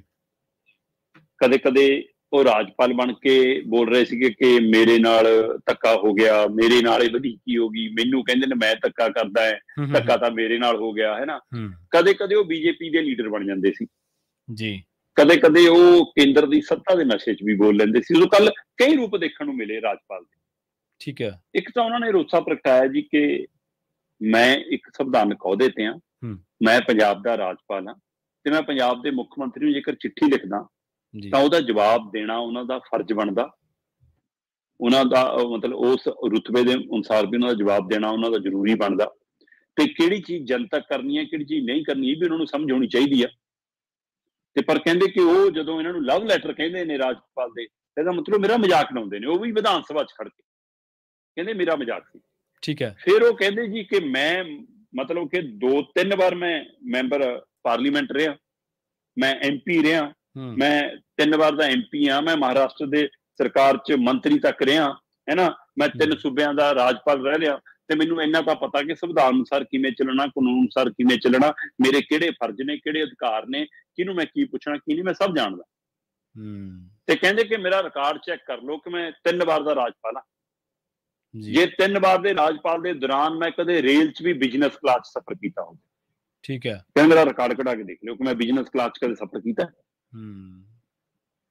ਤੇ ਕਹਿੰਦੇ ਕਿ ਜਿੱਥੋਂ ਤੱਕ ਮੁੱਖ ਮੰਤਰੀ ਸਾਹਿਬ ਦੇ ਹੈਲੀਕਾਪਟਰ ਦੀ ਗੱਲ ਹੈ ਕਿ ਕੋਈ ਨਾ, ਜੇ ਮੁੱਖ ਮੰਤਰੀ ਸਾਹਿਬ ਨੂੰ ਲੱਗਦਾ ਕਿ ਮੈਂ ਉਹਨਾਂ ਦਾ ਹੈਲੀਕਾਪਟਰ ਲੈ ਜਾਣਾ, ਕਿ ਭਾਈ ਇਹ ਚੈੱਕ ਕਰੋ ਕਿ ਕੀ ਮੈਂ ਕਦੇ ਨਿੱਜੀ ਕੰਮ ਲਈ ਵਰਤਿਆ। ਠੀਕ ਹੈ। ਕੀ ਉਹ ਹੈਲੀਕਾਪਟਰ ਕਦੇ ਮੈਂ ਪ੍ਰਚਾਰ ਲਈ ਵਰਤਿਆ, ਕਦੇ ਮੈਂ ਕਿਸੇ ਘਰਦਿਆਂ ਨੂੰ ਸੈਰ ਕਰਾਉਣ ਲਈ ਵਰਤਿਆ ਜੀ। ਜੇ ਮੈਂ ਇਸ ਅਹੁਦੇ ਦੇ ਨਾਤੇ ਕਿਸੇ ਦੌਰੇ ਤੇ ਗਿਆ, ਸਰਕਾਰੀ ਦੌਰੇ ਤੇ ਗਿਆ, ਜਿਹਨੂੰ ਉਹ ਕਹਿੰਦੇ ਨੇ ਕਿ ਹਾਂ ਮੈਂ ਅਬੋਹਰ ਚਲਾ ਗਿਆ ਜੀ, ਫਾਜ਼ਿਲਕਾ ਚਲਾ ਗਿਆ ਜੀ, ਬਾਰਡਰ ਤੇ ਜਾਂਦੇ ਨੇ ਜੀ, ਸਾਡਾ ਹੈਲੀਕਾਪਟਰ ਲੈ ਕੇ ਜਾਂਦੇ ਨੇ, ਤੇ ਠੀਕ ਹੈ, ਅੱਗੇ ਤੋਂ ਫਿਰ ਮੈਂ ਇਸ ਕੰਮ ਲਈ ਵੀ ਨਹੀਂ ਲੈ ਕੇ ਜਾਂਦਾ। ਜਿੰਨੀ ਦੇਰ ਕਹਿੰਦੇ ਪੰਜਾਬ ਦਾ ਰਾਜਪਾਲ ਰਹੂੰਗਾ, ਮੁੱਖ ਮੰਤਰੀ ਭਗਵੰਤ ਮਾਨ ਜੀ ਤੁਹਾਡਾ ਹੈਲੀਕਾਪਟਰ ਨਹੀਂ ਵਰਤੂੰਗਾ, ਮੈਂ ਹੁਣ ਜਿੱਥੇ ਵੀ ਜਾਊਂਗਾ ਆਪਣੀ ਕਾਰ 'ਚ ਜਾਊਂਗਾ। ਠੀਕ ਹੈ। ਮਤਲਬ ਇਹ ਉਹਨਾਂ ਦਾ ਇੱਕ ਰੋਸਾ ਪ੍ਰਗਟਾਉਣ ਦਾ, ਇੱਕ ਵਿਚਾਰਾ ਬਣਨ ਦਾ ਇੱਕ ਤਰੀਕਾ ਸੀ। ਪਰ ਜਿੱਥੋਂ ਤੱਕ ਉਹਨਾਂ ਨੇ ਹੈਲੀਕਾਪਟਰ ਬਣਨ ਤੋਂ ਇਨਕਾਰ ਕੀਤਾ, ਉੱਥੇ ਉਹਨਾਂ ਨੇ ਗੱਲਬਾਤ ਤੋਂ ਵੀ ਇਨਕਾਰ ਕਰਤਾ। ਉਹ ਕਹਿੰਦੇ ਹੁਣ ਚਾਹੇ ਰਾਜਨੀਤਿਕ ਸਟੇਜ ਹੋਵੇ ਤੁਹਾਡੀ, ਚਾਹੇ ਪਾਰਟੀ ਦਾ ਮੰਚ ਹੋਵੇ, ਚਾਹੇ ਸਰਕਾਰੀ ਸਮਾਗਮ ਹੋਵੇ, ਚਾਹੇ ਕੋਈ ਅਧਿਕਾਰੀਆਂ ਦੀ ਬੈਠਕ ਹੋਵੇ, ਚਾਹੇ ਵਿਧਾਨ ਸਭਾ ਦੇ ਵਿੱਚ ਹੋਵੇ, ਮੁੱਖ ਮੰਤਰੀ ਭਗਵੰਤ ਮਾਨ ਜੀ ਜੇ ਹੁਣ ਇੱਕ ਵੀ ਪੁੱਠਾ ਸਿੱਧਾ ਸ਼ਬਦ, ਇੱਕ ਪੁੱਠਾ ਸਿੱਧਾ ਬੋਲ ਜਾਂ ਇੱਕ ਕੋਈ ਤੰਜ ਕਸਿਆ, ਕੋਈ ਮਜ਼ਾਕ ਉਡਾਇਆ, ਇਹ ਮੇਰੇ ਲਈ ਆਇਆ ਰਾਜਪਾਲ ਹੋਰੀ ਕਹਿੰਦੇ, ਤਾਂ ਫਿਰ ਮੈਂ ਗੱਲ ਨਹੀਂ ਕਰੂੰਗਾ, ਹੁਣ ਮੇਰੇ ਵਕੀਲ ਗੱਲ ਕਰਨਗੇ। ਉਹ ਅੱਛਾ, ਗੱਲ ਇੱਕ ਕਦਮ ਅੱਗੇ ਜਾ ਪਈ। ਬਿਲਕੁਲ, ਇਹਦਾ ਮਤਲਬ ਹੁਣ ਇਹ ਲੜਾਈ ਹੋਰ ਤਿੱਖੀ ਹੋ ਗਈ ਆ। ਮੈਂ ਸ਼ੁਰੂ ਤੋਂ ਇਹ ਦੇਖ ਰਿਹਾ ਕਿ ਆਮ ਆਦਮੀ ਪਾਰਟੀ ਔਰ ਰਾਜਪਾਲ ਜੀ, ਇਹ ਦੋਏ ਧਿਰਾਂ, ਪੰਜਾਬ ਦੀ ਆਮ ਆਦਮੀ ਪਾਰਟੀ ਦੀ ਸਰਕਾਰ ਔਰ ਪੰਜਾਬ ਦੇ ਰਾਜਪਾਲ, ਮਤਲਬ ਆਪਣੇ ਆਪ ਆਪਣੀ ਬੁੱਧੀ ਦੀ ਬਜਾਏ ਕਿਸੇ ਹੋਰ ਦੀ ਬੁੱਧੀ ਨਾਲ ਚੱਲ ਰਹੇ ਨੇ, ਜਿਹਦਾ ਨਤੀਜਾ ਮਤਲਬ ਮੈਦਾਨ ਦੇ ਬਾਹਰੋਂ ਖੜਾ ਕਹਿਣਾ ਐਂ ਉਲਟਾ ਦੇ, ਐਂ ਕਰਦੇ, ਤੇ ਤੁਸੀਂ ਆਪਣਾ ਦਿਮਾਗ ਵਰਤਦੇ ਨਹੀਂ, ਲੜੀ ਜਾਓ। ਅਗਲੇ ਕਹਿੰਦੇ ਵਧੀਆ। ਸੋ ਦੋਏ ਬੰਦੇ ਕਿਸੇ ਹੋਰਾਂ ਦੇ ਦਿਮਾਗ ਨਾਲ ਚੱਲ ਰਹੇ ਨੇ ਜੀ, ਤੇ ਇਸ ਲਈ ਇਹ ਲੜਾਈ ਦੇ ਵਿੱਚੋਂ ਕੁਛ ਨਹੀਂ ਨਿਕਲਣਾ, ਪੰਜਾਬ ਦਾ ਨੁਕਸਾਨ ਹੋ ਜਾਣਾ। ਮੈਂ ਪਹਿਲੇ ਦਿਨ ਤੋਂ ਹੀ ਗੱਲ ਕਰਦਾ, ਉਹ ਨੁਕਸਾਨ ਹੁੰਦਾ ਦਿਖਣ ਲੱਗ ਪਿਆ। ਇਹ ਟਕਰਾਅ ਬਹੁਤ ਅਗਾਂਹ ਨੂੰ ਵੱਧਦਾ ਜਾ ਰਿਹਾ। ਸੋ ਇਸ ਲਈ ਰਾਜਪਾਲ ਦੀ ਇਹ ਤਲਖੀ, ਇਹ ਕਹਿਣਾ ਕਿ ਹੁਣ ਵਕੀਲ ਗੱਲ ਕਰਨਗੇ, ਉਧਰ ਮੁੱਖ ਮੰਤਰੀ ਭਗਵੰਤ ਮਾਨ ਹੋਰੀ ਵੀ ਕੇਂਦਰ ਨੂੰ ਕਹਿੰਦੇ ਨੇ ਕਿ ਤਿਆਰ ਆ, ਅਸੀਂ ਕੋਰਟ ਖੁੱਲਣ ਵਾਲੀ ਆ, ਸਾਡੇ ਵੀ ਵਕੀਲ ਤਿਆਰ ਨੇ। ਸੋ ਦਾ ਮਤਲਬ ਹੁਣ ਵਕੀਲਾਂ ਦੀ ਲੜਾਈ ਹੋਇਆ ਕਰੂਗੀ, ਸਰਕਾਰਾਂ ਦੇ ਚੁਣੇ ਨੁਮਾਇੰਦੇ ਆਪਸ ਵਿੱਚ ਬੈਠਣ ਜੋਗੇ ਵੀ ਨਹੀਂ, ਤੇ ਇਸ ਕਦਰ ਤੱਕ ਆ ਗਈ ਸਥਿਤੀ। ਬਹੁਤ ਫਿਕਰਮੰਦੀ ਵਾਲੀ ਪਹਿਲੂ ਬਣਦਾ ਜਾ ਰਿਹਾ ਪ੍ਰਵੀਨ ਜੀ। ਇੱਕ ਨਾ ਅਕਸਰ ਹੀ ਆਪਾਂ ਗੱਲ ਸੁਣਦੇ ਹਾਂ ਸਾਡੀਆਂ ਸਿਆਸੀ ਧਿਰਾਂ ਤੋਂ ਕਿ ਕੋਰਟ ਦਾ ਸਨਮਾਨ ਕਰਨਾ ਚਾਹੀਦਾ। ਅਕਸਰ ਇਹ ਗੱਲ ਕਹਿੰਦੇ ਨੇ ਕਿ ਅਦਾਲਤੀ ਫੈਸਲੇ ਦਾ ਅਸੀਂ ਸਨਮਾਨ ਕਰਦੇ ਹਾਂ। ਅਦਾਲਤ ਨੇ ਤਾਂ ਫਿਰ ਦੋਨਾਂ ਧਿਰਾਂ ਨੂੰ ਕਿਹਾ ਸੀ ਕਿ ਭਾਈ ਰਾਬਤੇ ਨਾਲ ਚੱਲੋ। ਸੁਪਰੀਮ ਕੋਰਟ ਨੇ ਤਾਂ ਮੁੱਖ ਮੰਤਰੀ ਸਾਹਿਬ ਨੂੰ ਵੀ ਕਿਹਾ ਸੀ ਤੇ ਰਾਜਪਾਲ ਸਾਹਿਬ ਨੂੰ ਵੀ ਕਿਹਾ ਸੀ। ਹੁਣ ਤਾਂ ਇਹ ਉਸ ਗੱਲ ਤੇ ਆ ਗਏ ਪੰਜਾਬੀ ਅਖਾਣ ਵਾਂਗੂ ਵੀ ਤੂੰ ਮੈਨੂੰ ਗੱਲ ਕੱਢ, ਮੈਂ ਤੈਨੂੰ ਪਿੰਡੋਂ ਕਢਾਵਾਂਗੀ।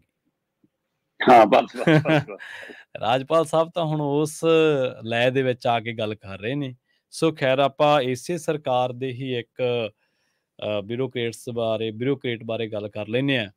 ਜੰਜੂਆ ਕਹਿੰਦੇ PPSC ਦੇ ਚੇਅਰਮੈਨ ਵੀ ਲੱਗਣਾ ਚਾਹੁੰਦੇ ਆ, ਚੇਅਰਮੈਨ ਵੀ ਛੋਟੀ ਨਹੀਂ ਹੈ, ਤੇ ਚੀਫ ਸੈਕਟਰੀ ਦੀ ਕੁਰਸੀ ਵੀ ਨਹੀਂ ਛੱਡਣਾ ਚਾਹੁੰਦੇ। ਕਹਿੰਦੇ ਵੀ ਇਹ ਆਮ ਹੀ ਸੁਣਦੇ ਆ ਤੁਹਾਡੇ ਵਰਗੇ ਪੱਤਰਕਾਰ ਭਰਾਵਾਂ ਤੋਂ ਕਿ ਜਿਹੜਾ ਵੀ IAS ਭਰਤੀ ਹੁੰਦਾ ਤੇ ਉਹਦਾ ਨਿਸ਼ਾਨਾ ਜਿਹੜਾ ਹੁੰਦਾ ਉਹ ਇਹੀ ਹੁੰਦਾ ਕਿ ਕਿਸੇ ਦਿਨ CMO 'ਚ ਬੈਠਾਂਗੇ। ਤੇ ਜਿਹੜੇ ਹੋਰ ਉੱਚ ਪੱਧਰ ਦੇ ਅਧਿਕਾਰੀ ਹੁੰਦੇ ਆ ਉਹਨਾਂ ਦਾ ਇਹ ਹੁੰਦਾ ਕਿ ਕਿਸੇ ਦਿਨ ਨੂੰ PMO 'ਚ ਬੈਠਾਂਗੇ, ਕਿਉਂਕਿ PMO ਤੇ CMO ਹੀ ਦੋ ਵੱਡੀਆਂ ਅਹੁਦੇਦਾਰੀਆਂ ਨੇ ਇਸ ਦੇਸ਼ ਦੇ ਵਿੱਚ, ਇੱਕ ਸਟੇਟ ਦਾ ਮੁਖੀ ਹੈ ਤੇ ਇੱਕ ਭਾਰਤ ਦਾ ਮੁਖੀ ਹੈ। ਇਹ ਕਹਿੰਦੇ ਚੇਅਰਮੈਨ ਵੀ ਲੱਗਣਾ ਚਾਹੁੰਦੇ ਆ ਤੇ ਵਿੱਚੋਂ ਵਿੱਚ ਇਰਾਦਾ ਜਿਹੜਾ ਉਹ ਚੀਫ ਸੈਕਟਰੀ ਦੀ ਕੁਰਸੀ ਵੀ ਨਹੀਂ ਛੱਡਣਾ ਚਾਹੁੰਦੇ। ਬੰਦਾ ਜਦੋਂ ਛੱਛੋ ਪੰਜ ਦੇ ਚੁਰਾਹੇ ਤੇ ਆ ਖੜਦਾ ਨਾ ਤੇ ਕਾਫੀ ਖੱਜਲ ਹੁੰਦਾ ਸ਼ਰਮਾ ਜੀ। ਪ੍ਰਵੀਨ ਜੀ, ਇਹਦੇ ਵਿੱਚ ਕੋਈ ਸ਼ੱਕ ਨਹੀਂਗਾ ਕਿ ਜੰਜੂਆ ਹੋਰਾਂ ਦਾ ਨਾਂ ਪ੍ਰਸ਼ਾਸਨਿਕ ਅਧਿਕਾਰੀਆਂ 'ਚ ਵੱਡੇ ਨਾਮਾਂ 'ਚ ਬੋਲਦਾ ਹੈ, ਔਰ ਇਹ ਧੜਿਆਂ 'ਚ ਵੀ ਬੋਲਦਾ ਹੈ ਕਿ ਇਹਨਾਂ ਦੇ ਖਿਲਾਫ ਵੀ ਕਦੇ ਮਾਮਲਾ ਆ ਗਿਆ ਸੀਗਾ ਤੇ ਇੱਕ ਦੋ ਧੜੇ ਇਹਨਾਂ ਦੇ ਖਿਲਾਫ ਅਧਿਕਾਰੀਆਂ ਦੇ ਖੜੇ ਵੀ ਨੇ, ਪਰ ਮਾਨ ਸਰਕਾਰ ਨੂੰ ਇਹਨਾਂ 'ਚ ਕੁਝ ਲੱਗਿਆ ਕਿ ਕਰ ਸਕਦੇ ਨੇ, ਉਹਨਾਂ ਨੂੰ ਸਿੱਧਾ ਚੀਫ ਸੈਕਟਰੀ ਬਣਾਇਆ ਤੇ ਇੱਕ ਦੋ ਦੇ ਉੱਪਰੋਂ ਛਾਲ ਮਰਾ ਕੇ ਵੀ ਬਣਾਇਆ ਹੈ ਨਾ। ਸੋ ਇਸ ਲਈ ਉਹ ਚੀਫ ਸੈਕਟਰੀ, ਕਿਉਂਕਿ ਜਿਵੇਂ ਤੁਸੀਂ ਗੱਲ ਕੀਤੀ ਬਿਲਕੁਲ PMO ਜਾਂ CMO ਹਾਊਸ ਤੱਕ ਪਹੁੰਚਣਾ ਇਹ ਅਧਿਕਾਰੀਆਂ ਦਾ ਇੱਕ ਮਨਸੂਬਾ ਹੁੰਦਾ ਹੈ, ਇੱਕ ਇੱਛਾ ਸ਼ਕਤੀ ਹੁੰਦੀ ਹੈ ਕਿ ਅਸੀਂ ਇਸ ਵਜੇ ਤੱਕ ਜਾਈਏ। ਤੇ ਇਸ ਲਈ ਪੰਜਾਬ ਦੇ ਵੱਲ ਜੇ ਸੂਬੇ ਦੇ ਵੱਲ ਦੇਖੀਏ ਤਾਂ ਪ੍ਰਿੰਸੀਪਲ ਸੈਕਟਰੀ ਜਾਂ ਚੀਫ ਸੈਕਟਰੀ ਦੋ ਅਹੁਦਿਆਂ ਤੇ ਬੰਦਾ ਆਉਣ ਲਈ ਲੋਚਦਾ, ਤੇ ਚੀਫ ਸੈਕਟਰੀ ਮਤਲਬ ਕਿ ਇੱਕ ਸਭ ਤੋਂ ਵੱਡਾ ਅਹੁਦਾ ਮੰਨਿਆ ਜਾਂਦਾ ਇਸ ਖੇਤਰ ਦਾ। ਸੋ ਇਸ ਲਈ BK ਜੰਜੂਆ ਉਸ ਅਹੁਦੇ ਤੱਕ ਪਹੁੰਚ ਗਏ ਜੀ। ਪਰ ਹੁਣ ਮਸਲਾ ਅੜਿਆ ਕਿ ਆ ਜੂਨ ਦਾ ਮਹੀਨਾ ਜਿਵੇਂ ਨਿਬੜਨਾ ਰਿਟਾਇਰਮੈਂਟ, ਠੀਕ ਹੈ, ਤੇ ਜੇ ਰਿਟਾਇਰਮੈਂਟ ਹੋ ਗਈ ਤੇ ਫਿਰ ਤਾਂ ਚੀਫ ਸੈਕਟਰੀ ਦੀ ਕੁਰਸੀ ਗਈ। ਤੇ ਫਿਰ ਪੰਜਾਬ ਸਰਕਾਰ ਮਤਲਬ ਕਿ ਇਹ ਆਪ ਚਾਹੁੰਦੇ ਆ ਜਾਂ ਨਹੀਂ ਚਾਹੁੰਦੇ ਇਹ ਤਾਂ ਨਹੀਂ ਪਤਾ, ਅੰਦਰ ਕਿਤੇ ਨਾ ਕਿਤੇ ਹੋਏਗੀ ਤਾਂ ਸਹੀ ਇੱਛਾ, ਪਰ ਕਹਿੰਦੇ ਮਾਨ ਸਰਕਾਰ ਚਾਹੁੰਦੀ ਹੈ ਕਿ ਅਸੀਂ ਇਹਨਾਂ ਨੂੰ ਲਾ ਲਈਏ ਕਿਸੇ ਤਰ੍ਹਾਂ, ਮਤਲਬ ਕਿ ਇਹਦੇ PPSC ਦੇ ਚੇਅਰਮੈਨ ਜਿਹੜਾ ਪੰਜਾਬ ਪਬਲਿਕ ਸਰਵਿਸ ਕਮਿਸ਼ਨ ਹੈ ਸਾਡਾ, ਉਹਦਾ ਚੇਅਰਮੈਨ ਲਾ ਲਈਏ। ਤੇ ਉਹਦੇ ਲਈ ਬਕਾਇਦਾ ਤੌਰ ਤੇ 21 ਤਰੀਕ ਤੱਕ ਚਿੱਠੀਆਂ ਮੰਗੀਆਂ ਗਈਆਂ ਸੀ ਜੀ। ਹੁਣ ਤੁਸੀਂ ਇਸ ਗੱਲ ਨੂੰ ਗੌਰ ਨਾਲ ਸਮਝੋ ਕਿ 30 ਜੂਨ ਨੂੰ ਰਿਟਾਇਰਮੈਂਟ ਹੈ BK ਜੰਜੂਆ ਹੋਰਾਂ ਦੀ ਜੀ, ਤੇ ਇਹਨਾਂ ਦੀ ਮਤਲਬ ਸਮਾਂ ਹੱਦ ਵਧਾਉਣ ਦੇ ਲਈ ਕਿ ਇਹਨਾਂ ਨੂੰ ਵੱਧ ਸਮਾਂ ਮਿਲ ਜਵੇ, ਇਹਨਾਂ ਦਾ ਇਹ ਰਿਟਾਇਰਮੈਂਟ ਨੂੰ ਅੱਗੇ ਪਾ ਲਈਏ 2 ਸਾਲ 3 ਸਾਲ ਲਈ, ਉਹਦੇ ਵਾਧੇ ਦੇ ਲਈ ਕੇਂਦਰ ਨੂੰ ਚਿੱਠੀ ਲਿਖੀ ਗਈ ਹੈ। ਕੇਂਦਰ ਦਾ ਜਵਾਬ ਲਗਾਤਾਰ ਢੀਕਿਆ ਜਾ ਰਿਹਾ ਸੀ, ਉਹ ਜਵਾਬ ਅਜੇ ਤੱਕ ਆਇਆ ਨਹੀਂ। ਜੇ ਉਹ ਜਵਾਬ ਆ ਜਾਂਦਾ ਜੀ ਫਿਰ ਸ਼ਾਇਦ ਇਹ PPSC ਦੀ ਦੌੜ 'ਚ ਸ਼ਾਮਲ ਨਾ ਹੁੰਦੇ। ਹੁਣ ਉਹ ਜਵਾਬ ਹਜੇ ਆਇਆ ਨਹੀਂ। ਇੱਧਰ 21 ਤਰੀਕ ਆਖਰੀ ਦਿਨ ਸੀ ਉਧਰ ਐਪਲੀਕੇਸ਼ਨ ਲਾਉਣ ਦਾ ਚੇਅਰਮੈਨ ਦੇ ਲਈ, ਆਪਣੇ ਆਪ ਦਾ ਦਾਅਵੇਦਾਰ ਸਾਬਤ ਕਰਨ ਦੇ ਲਈ, ਤੇ ਫਿਰ ਉਹ ਕੱਲ ਸ਼ਾਮ ਨੂੰ 21 ਤਰੀਕ ਦੀ ਸ਼ਾਮ ਨੂੰ ਜਾ ਕੇ ਫਿਰ ਚਿੱਠੀ ਦਾਖਲ ਕਰਾਈ ਕਿ ਭਾਈ ਉਧਰ ਦਾ ਜਵਾਬ ਨਹੀਂ ਆ ਰਿਹਾ, ਕਿਤੇ ਇਹ ਨਾ ਹੋਵੇ ਉਹ ਵੀ ਵਾਧਾ ਨਾ ਹੋਵੇ ਤੇ ਆਪਾਂ ਇੱਧਰ ਵੀ ਅਪਲਾਈ ਨਾ ਕਰੀਏ ਜੀ।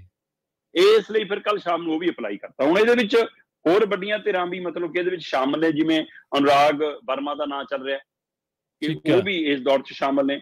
ਗ੍ਰਹਿ ਵਿਭਾਗ ਦੇ ਵਾਧੂ ਮੁੱਖ ਸਕੱਤਰ ਰਹੇ ਨੇ, ਹੈ ਨਾ, ਅਨੁਰਾਗ ਵਰਮਾ। ਉਹ ਫਿਰ ਮਤਲਬ ਕਿ FCR ਦੇ ਜਿਹੜੇ ਮਤਲਬ ਕਿ ਅਧਿਕਾਰੀ ਨੇ KSP ਸੀਨਾ, ਹੈ ਨਾ, KMP ਸੀਨਾ, ਉਹ ਉਹਨਾਂ ਸਿਨਾ ਦਾ ਨਾਮ ਵੀ ਖਾਸਾ ਮਸ਼ਹੂਰ ਹੈ।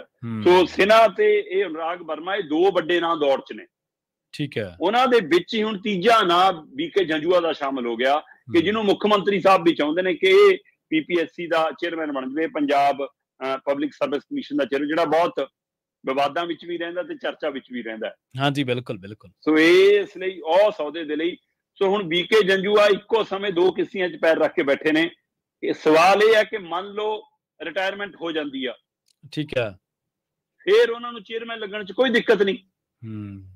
ਹੁਣ ਅਪਲਾਈ ਕਰਤਾ ਤੇ ਪਰ ਉਧਰੋਂ ਵਾਧਾ ਵੀ ਆ ਜਾਂਦਾ ਕਿ ਹਾਂ ਥੋੜੀ ਵਧਾਤੀ ਜੀ ਸਰਵਿਸ, ਤੇ ਇੱਧਰ ਮੁੱਖ ਮੰਤਰੀ ਸਾਹਿਬ ਉਹਦੇ ਲਈ ਵੀ ਸੋਚਦੇ ਨੇ ਫਿਰ ਕੀ ਕਰਨਾ ਚਾਹੁਣਗੇ ਉਹ।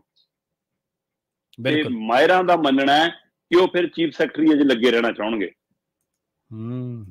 ਤੇ ਪਰ ਉਧਰ ਕੁਝ ਰਾਜਨੀਤਿਕ ਧਿਰਾਂ ਕਹਿੰਦੀਆਂ ਕਿ ਨਹੀਂ, ਉਹਨਾਂ ਨੂੰ ਚੇਅਰਮੈਨ ਲੱਗ ਜਾਣਾ ਚਾਹੀਦਾ, ਤੇ ਪਤਾ ਨਹੀਂ ਬਾਅਦ ਚੋਂ ਚੇਅਰਮੈਨੀ ਦਾ ਮੌਕਾ ਮਿਲੇ ਨਾ ਮਿਲੇ, ਇਹ ਸਾਲ ਲਈ ਵੱਧ ਕੇ ਆਵੇ 2 ਸਾਲ ਲਈ। ਇਸ ਲਈ ਅੱਜ ਦੀ ਤਰੀਕ ਦੇ ਵਿੱਚ BK ਜੰਜੂਆ ਤੇ ਉਹਨਾਂ ਦੇ ਚਹੇਤੇ ਸਰਕਾਰੀ ਜਿਹੜੇ ਨੁਮਾਇੰਦੇ ਨੇ ਚੁਣੇ ਹੋਏ ਉਹ ਦੁਵਿਧਾ 'ਚ ਨੇ ਕਿ ਉਹਨਾਂ ਨੂੰ ਚੀਫ ਸੈਕਟਰੀ ਰੱਖੀਏ, ਹੈ ਨਾ, ਜਾਂ ਫਿਰ PPSC ਦਾ ਚੇਅਰਮੈਨ ਲਾ ਲਈਏ। ਜੀ ਜੀ ਜੀ। ਅਗਲੀ ਖਬਰ ਦੇ ਵੱਲ ਵਧੀਆ ਸ਼ਰਮਾ ਜੀ, ਤੇ ਗੱਲ ਕਰੀਏ ਤਹਿਸੀਲਦਾਰਾਂ ਦੀ। ਜਦੋਂ ਸਰਕਾਰ ਬਣੀ ਸੀ, ਮੈਨੂੰ ਲੱਗਦਾ ਪਟਵਾਰੀਆਂ ਨਾਲ ਮਸਲਾ ਪੈ ਗਿਆ ਸੀ ਸਰਕਾਰ ਦਾ, ਕਿ ਤਹਿਸੀਲਦਾਰਾਂ ਨਾਲ ਹੀ ਸੀਗਾ? ਨਹੀਂ, ਪਟਵਾਰੀਆਂ ਨਾਲ ਪੈ ਗਿਆ ਨਾਲ ਸੀ ਕੁਝ ਮਸਲਾ ਜੀ, ਬਿਲਕੁਲ, ਕਿ ਉਹ ਰਿਟਾਇਰ ਵਾਲੇ ਲਿਆਉਣੇ ਆ ਜੀ, ਦੁਬਾਰਾ ਭਰਤੀ ਕਰਨੇ ਆ ਜੀ, ਸਾਡਾ ਮਾਮਲਾ ਉਹ ਵੀ ਹੋ ਗਿਆ। ਹੁਣ ਮੈਨੂੰ ਲੱਗਦਾ ਕੰਮ ਉਹ ਦੂਤਲੀ ਕੁਰਸੀ ਤੇ ਜਾ ਪਿਆ। ਗੱਲ ਤਹਿਸੀਲਦਾਰਾਂ ਦੀ ਕਰਾਂਗੇ। ਦਾਗੀ ਤਹਿਸੀਲਦਾਰਾਂ ਦੀ ਲਿਸਟ ਸੀਗੀ ਸੂਚੀ, ਤੇ ਉਹ ਹੋ ਗਈ ਲੀਕ ਸ਼ਰਮਾ ਜੀ। ਤਹਿਸੀਲਾਂ ਦੇ ਵਿੱਚ ਨਾਲ ਦੀ ਨਾਲ ਕੰਮਕਾਜ ਠੱਪ ਹੋ ਗਏ ਜੀ। 48 ਦੇ ਕਰੀਬ ਤਹਿਸੀਲਦਾਰ ਤੇ ਨਾਇਬ ਤਹਿਸੀਲਦਾਰਾਂ ਦੀ ਸੂਚੀ ਹੈ, ਜਿਹੜੀ ਵਿਜੀਲੈਂਸ ਵਿਭਾਗ ਨੇ ਕਹਿੰਦੇ ਕਿ ਮੁੱਖ ਮੰਤਰੀ ਹੋਰਾਂ ਨੂੰ ਭੇਜੀ ਹੈ ਕਿ ਜੀ ਆ ਇਹਨਾਂ ਤੇ ਕਾਰਵਾਈ ਹੋਣੀ ਚਾਹੀਦੀ ਹੈ। ਇਹ ਜਿਹੜੇ ਤਹਿਸੀਲਾਂ ਦੇ ਅੰਦਰ ਕੰਮ ਚੱਲਦਾ ਹੈ, ਆਪਾਂ ਪਹਿਲਾਂ ਵੀ ਇਹਦੇ ਤੇ ਗੱਲ ਕਰਦੇ ਰਹੇ ਹਾਂ ਕਿ ਰੁਕਿਆ ਕੁਛ ਨਹੀਂ ਹੈ, ਰਿਸ਼ਵਤਖੋਰੀ ਕਿਤੇ ਨਹੀਂ ਰੁਕੀ ਹੈ, ਠੀਕ ਹੈ ਨਾ। ਇਹ ਚਿੱਠੀ ਜਾਰੀ ਹੋਣ ਨਾਲ ਵੀ ਮਤਲਬ ਕਿ ਗੱਲ ਫਿਰ ਉਜਾਗਰ ਹੋ ਗਈ ਕਿ ਇਹਨਾਂ ਤੇ ਰਿਸ਼ਵਤਖੋਰੀ ਜਾਰੀ ਹੈ। ਹਾਂ, ਕੀ ਸਾਰਿਆਂ ਦੇ ਨਾਂ ਆ ਗਏ ਜਾਂ ਕਈਆਂ ਨੂੰ ਬਚਾ ਗਏ ਅਜੇ ਵੀ? ਇਹ ਵੀ ਪਹਿਲੂ ਖੜਾ ਕਿ ਜਾਂ ਮਤਲਬ ਕਿ ਇਹਨਾਂ 'ਚ ਵੀ ਕਈ ਗਊ ਰਗੜ ਹੋ ਗਏ ਹੁਣ ਕਿ ਹਾਂ ਕਿਸੇ ਦੀ ਕਿਸੇ ਨਾਲ ਲੱਗਦੀ ਹੈ ਤੇ ਉਹ ਵੀ ਰਗੜ ਦੋ। ਇਹ ਵੀ ਕਈ ਪਹਿਲੂ ਨੇ। ਸੋ ਇਸ ਲਈ ਜ਼ਰੂਰੀ ਨਹੀਂਗਾ ਕਿ ਜਿਹੜੇ ਆਏ ਨੇ ਸਾਰੀ ਦਾਗੀ ਹੋਣ ਜਾਂ ਜਿਹੜੇ ਬਚ ਕੇ ਉਹ ਸਾਰੀ ਇਮਾਨਦਾਰ ਹੋਣ। ਸੋ 48 ਨਾਮ ਸਾਹਮਣੇ ਆਏ ਨੇ ਜੀ ਬਕਾਇਦਾ ਤੌਰ ਤੇ, ਜਿਹਦੇ ਵਿੱਚ ਤਹਿਸੀਲਦਾਰ ਵੀ ਨੇ, ਨਾਇਬ ਤਹਿਸੀਲਦਾਰ ਵੀ ਨੇ, ਤੇ ਜਿਨ੍ਹਾਂ ਬਾਰੇ ਬਕਾਇਦਾ ਵਿਜੀਲੈਂਸ ਨੇ ਕਹਿੰਦੀ ਜੀ ਰਿਕਾਰਡ ਵੀ ਨਾਲ ਨੱਥੀ ਕੀਤਾ ਹੈ ਕਿ ਜੀ ਇਹਦਾ ਨਕਸ਼ਾ ਨਵੀਸ ਨਾਲ ਹਿਸਾਬ ਕਿਤਾਬ ਫਿੱਟ ਹੈ, ਠੀਕ ਹੈ, ਇਹਦਾ ਅਰਜੀ ਨਵੀਸ ਨਾਲ ਹਿਸਾਬ ਕਿਤਾਬ ਫਿੱਟ ਹੈ ਨਾ, ਇਹਦਾ ਬਾਹਰ ਵਾਲੇ ਚੌਕੀਦਾਰ ਨਾਲ ਹਿਸਾਬ ਕਿਤਾਬ ਫਿੱਟ ਹੈ, ਇਹਦਾ ਜੀ ਆਪਣੇ ਹੀ ਮੁਲਾਜ਼ਮ ਜਿਹੜਾ ਮਤਲਬ ਕਿ ਤੁਹਾਡੇ ਤੱਕ ਫਾਈਲਾਂ ਰੱਖ ਕੇ ਜਾਂਦਾ ਹੈ, ਚੌਥਾ ਦਰਜਾ ਕਰਮਚਾਰੀ, ਉਹਦੇ ਨਾਲ ਹਿਸਾਬ ਕਿਤਾਬ ਫਿੱਟ ਹੈ, ਇਹਦਾ ਜੀ ਬਾਹਰ ਚਾਹ ਵਾਲੇ ਨਾਲ ਹਿਸਾਬ ਕਿਤਾਬ ਫਿੱਟ ਹੈ। ਕਿਹੜਾ ਤਹਿਸੀਲਦਾਰ ਦਾ ਕਿੱਥੇ ਚੱਲਦਾ ਫਾਰਮੂਲਾ?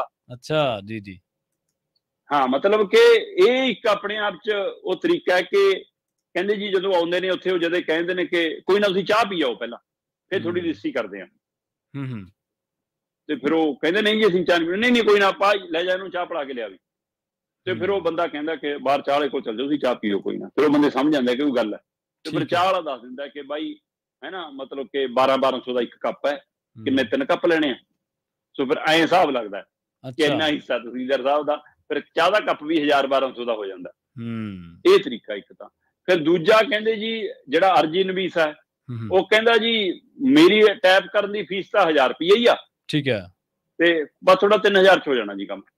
ਉਹ ਅੱਛਾ ਹੈ ਨਾ। ਫਿਰ ਉਹ ਸਮਝ ਜਾਂਦੇ ਨੇ ਅਗਲੇ ਜਿਹੜੇ ਲਿਆਏ ਹੁੰਦੇ ਨੇ, ਜਿਹੜੇ ਵਿੱਚ ਦੱਸਦੇ ਨੇ ਕਿ ਪਹਿਲੇ ਦੱਸ ਕੇ ਲਿਆਏ ਹੁੰਦੇ ਨੇ ਕਿ ਹਾਂ ਠੀਕ ਹੈ ਜੀ, ਉਹ 3000 ਦੇ ਦਿੰਦੇ ਨੇ।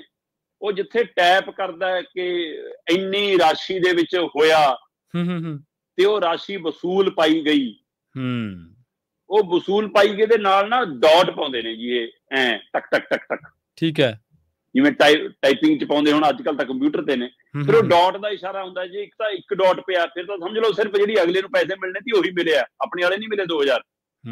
ਜੇ 2 ਜਾਂ 3 ਡਾਟ ਪੈ ਗਏ ਤਾਂ ਮਤਲਬ ਤੁਹਾਡੇ ਵਾਲੇ ਵੀ ਆ ਗਏ ਜੀ। ਜੀ ਠੀਕ ਹੈ, ਏਦਾਂ ਦੇ ਕੋਡ ਵਰਡ ਨੇ। ਫਿਰ ਜੇ ਬਾਹਰੋਂ ਜਿੱਥੋਂ ਉਹਨਾਂ ਦੇ ਮੁਲਾਜ਼ਮ ਤੋਂ ਕਰਾ ਕੇ ਲੈ ਕੇ ਜਾਣਾ ਹੁੰਦਾ ਤਾਂ ਉਹ ਮੁਲਾਜ਼ਮ ਦੇ ਦਸਤਖਤ ਸਹੀ, ਉਹ ਵੀ ਕੋਡ ਵਰਡ ਨੇ ਜਿਹੜੇ ਉਹਨਾਂ ਰਾਹੀਂ ਚੱਲਦਾ। ਠੀਕ ਹੈ। ਸੋ ਇਹ ਅੱਡੋ ਅੱਡ ਕੋਡ ਵਰਡਾਂ ਦਾ ਹਵਾਲਾ ਦਿੱਤਾ ਵਿਜੀਲੈਂਸ ਨੇ ਬਕਾਇਦਾ ਸਰਕਾਰ ਨੂੰ ਕਿ ਜੀ ਆਹ ਤਰੀਕਿਆਂ ਨਾਲ ਰਿਸ਼ਵਤਖੋਰੀ ਚੱਲਦੀ ਹੈ। ਇਹ ਤਰੀਕੇ ਉਹ ਨੇ ਜਿਹੜੇ ਬਹੁਤ ਸਾਲਾਂ ਤੋਂ ਪਹਿਲਾਂ ਹੀ ਪਤਾ ਨੇ ਜੀ। ਤੇ ਇਹ ਵੀ ਗੌਰ ਕਰਨ ਵਾਲੀ ਗੱਲ ਹੈ ਕਿ ਕੀ ਇਹ ਪਹਿਲੂ ਸਿਰਫ ਤਹਿਸੀਲਦਾਰਾਂ ਤੱਕ, ਨਾਇਬ ਤਹਿਸੀਲਦਾਰਾਂ ਤੱਕ ਹੀ ਸੀਮਤ ਆ, ਜਾਂ ਇਹਦਾ ਹਿੱਸਾ ਪੱਤਾ ਪਹਿਲੀਆਂ ਸਰਕਾਰਾਂ ਦੇ ਸਮੇਂ ਐਮਐਲਏ ਤੱਕ ਨੂੰ ਵੀ ਜਾਂਦਾ ਰਿਹਾ, ਤੇ ਕੀ ਹੁਣ ਵਾਲਿਆਂ ਨੂੰ ਜਾਂਦਾ ਜਾਂ ਨਹੀਂ ਜਾਂਦਾ, ਇਹ ਵੀ ਜਾਂਚ ਦਾ ਵਿਸ਼ਾ ਹੋਣਾ ਚਾਹੀਦਾ ਜੀ। ਸੋ ਪਰ ਉਧਰ ਜੀ ਕਹਿੰਦੇ ਕਿ ਲਗਭਗ ਸਾਰਾ ਤਹਿਸੀਲਦਾਰਾਂ ਦੇ ਨਾਲ ਕੰਮ ਕਰਨ ਵਾਲਾ ਅਮਲਾ ਫਾਲਾ, ਉਹਨਾਂ ਦੇ ਹੋਰ ਤਹਿਸੀਲਦਾਰ ਸਾਥੀ, ਨਾਇਬ ਤਹਿਸੀਲਦਾਰ ਸਾਥੀ, ਉਹਨਾਂ ਦੇ ਨਾਲ ਕੰਮ ਕਰਨ ਵਾਲੇ ਕਰਮਚਾਰੀ, ਉਹ ਸਾਰੇ ਇਹਨਾਂ ਦੇ ਹੱਕ ਚ ਆ ਗਏ ਨੇ, ਤੇ ਤਹਿਸੀਲਾਂ ਚ ਕੰਮ ਠੱਪ ਹੋ ਗਿਆ, ਲੋਕ ਧੱਕੇ ਖਾ ਰਹੇ ਨੇ, ਤੇ ਇਹ ਮਾਮਲਾ ਵਧੂਗਾ, ਤਣਾਅ ਵਾਲਾ ਵੀ ਹੋ ਸਕਦਾ ਹੈ, ਸਰਕਾਰ ਨੂੰ ਬੈਕਫੁੱਟ ਤੇ ਵੀ ਆਉਣਾ ਪੈ ਸਕਦਾ ਹੈ, ਤੇ ਇਹ ਮਾਮਲਾ ਵਿਵਾਦਿਤ ਵੀ ਹੋ ਸਕਦਾ ਹੈ, ਸਰਕਾਰ ਇੱਕ ਦੋ ਨੂੰ ਟੰਗ ਕੇ ਬਾਕੀਆਂ ਨੂੰ ਮਾਫ ਵੀ ਕਰ ਸਕਦੀ ਹੈ। ਸੋ ਇਹ ਕਿੱਧਰ ਨੂੰ ਜਾਊਗਾ? ਫਿਲਹਾਲ ਤਹਿਸੀਲਾਂ ਚ ਕੰਮ ਠੱਪ ਹੈ, ਤਹਿਸੀਲਦਾਰ ਰੋਸੇ ਚ ਨੇ, ਤੇ ਪਰ ਵਿਜੀਲੈਂਸ ਕਹਿੰਦੀ ਹੈ ਕਿ ਸਾਡੀ ਰਿਪੋਰਟ ਸੱਚੀ ਹੈ, ਲੋਕ ਕਹਿੰਦੇ ਬਈ ਹੁੰਦਾ ਤਾਂ ਐਂ ਹੈ, ਪਰ ਇਹ ਮੁੱਕਣ ਵਾਲਾ ਨਹੀਂ ਹੈ। ਜੀ ਜੀ ਜੀ। ਤੇ ਆਪਾਂ ਜਾਂਦਿਆਂ ਦੀ ਗੱਲ ਕਰੀਏ ਸ਼ਰਮਾ ਜੀ, ਕੈਨੇਡਾ ਦੇ ਵਿੱਚ ਜਿਹੜੇ ਸਾਡੇ ਭਾਰਤੀ ਵਿਦਿਆਰਥੀ ਨੇ, ਬਹੁਤ ਗਿਣਤੀ ਪੰਜਾਬੀ ਨੇ, 700 ਵਿਦਿਆਰਥੀਆਂ ਤੇ ਜਿਹੜੀ ਡਿਪੋਰਟੇਸ਼ਨ ਦੀ ਤਲਵਾਰ ਲਟਕ ਰਹੀ ਹੈ।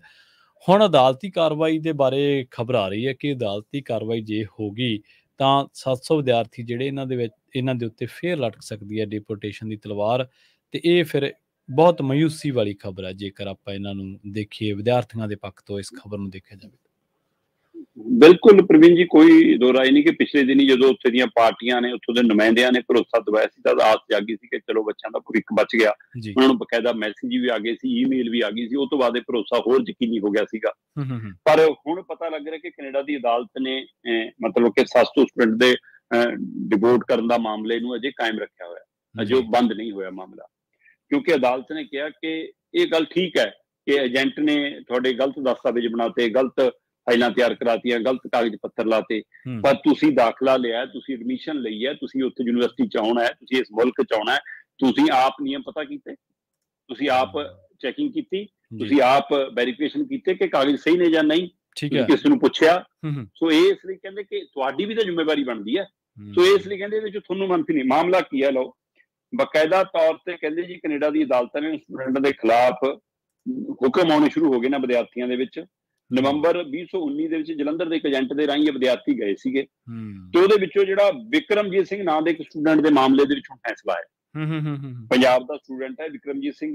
ਕੈਨੇਡੀਅਨ ਫੈਡਰਲ ਕੋਰਟ ਨੇ immigration and refugee board of Canada ਦੇ ਫੈਸਲੇ ਨੂੰ ਬਰਕਰਾਰ ਰੱਖ ਲਿਆ, ਕਿਉਂਕਿ ਪਹਿਲਾਂ ਵੀ ਜਿਹੜਾ ਇਮੀਗ੍ਰੇਸ਼ਨ ਐਂਡ ਰਿਫਿਊਜੀ ਵਿਭਾਗ ਸੀ ਉਹਨੇ ਇਹ ਕਿਹਾ ਸੀਗਾ ਨਾ ਕਿ ਇਹ ਡਿਵੋਰਟ ਹੋਣੇ ਚਾਹੀਦੇ ਨੇ, ਤੇ ਉਹਨਾਂ ਦੇ ਇਸ ਫੈਸਲੇ ਨੂੰ ਜਿਹੜੀ ਉੱਥੇ ਦੀ ਅਦਾਲਤ ਹੈ ਕੈਨੇਡੀਅਨ ਫੈਡਰਲ ਕੋਰਟ, ਉਹਨੇ ਕਿਹਾ ਕਿ ਹਾਂ ਇਹ ਫੈਸਲਾ ਸਹੀ ਹੈ, ਇਹ ਡਿਵੋਰਟ ਹੋਣੇ ਚਾਹੀਦੇ ਨੇ, ਆਪ ਵੀ ਜ਼ਿੰਮੇਵਾਰ ਨੇ। ਜੀ। ਸੋ ਹੁਣ ਇਸ ਤੋਂ ਬਾਅਦ ਇਹ ਮਾਮਲਾ ਗੰਭੀਰ ਹੋ ਗਿਆ, ਕਿਉਂਕਿ 31 ਅਪ੍ਰੈਲ 2022 ਨੂੰ ਵਿਕਰਮਜੀਤ ਨੂੰ ਡਿਪੋਰਟ ਕਰਨ ਦਾ ਹੁਕਮ ਜਾਰੀ ਹੋਇਆ ਸੀ। ਠੀਕ ਹੈ। ਤੇ ਉਸ ਦੇ ਖਿਲਾਫ ਫਿਰ ਮਤਲਬ ਕਿ ਅਦਾਲਤ ਚਲਾ ਗਿਆ, ਹੈ ਨਾ। 29 ਮਈ 2023 ਨੂੰ ਦਿੱਤਾ ਗਿਆ ਇਹ ਫੈਸਲਾ, ਮਤਲਬ ਕਿ ਫਿਰ ਨਵਾਂ ਜਾਰੀ ਹੋ ਗਿਆ ਹੁਣ ਦੁਬਾਰਾ ਕਿ ਹਾਂ ਇਹ ਰੂਪ ਚ ਸਹੀ ਆ।